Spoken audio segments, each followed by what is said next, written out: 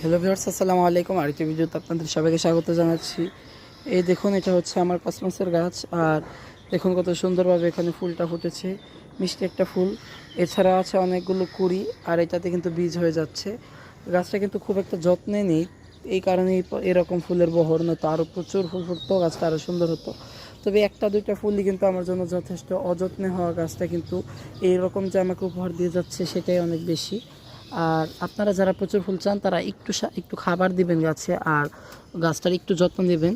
আমি গাছটাকে একদমই ছোট একটা পটে লাগিয়েছি। এই যে দেখুন, ছোট্ট একটা পটে লাগিয়েছি, একটা চকলেটের বক্সে লাগিয়েছি। আমি এটাকে লজেন্স বিক্রি করে যে দোকানে, সেগুলোর বক্স।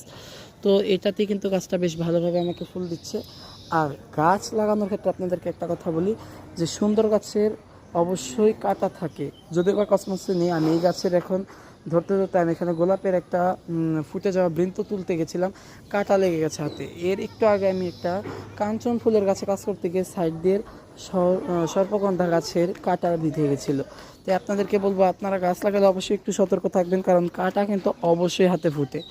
এক গাছের না হোক, অন্য গাছের কাঁটা ফুটে। আমার হাতগুলো কিন্তু মানে যখনই ছাদে আসি, রেগুলার কাজ করলে কিন্তু প্রত্যেক দিনই 4টা 5টা কাঁটা হাতে ফুটেই যায়।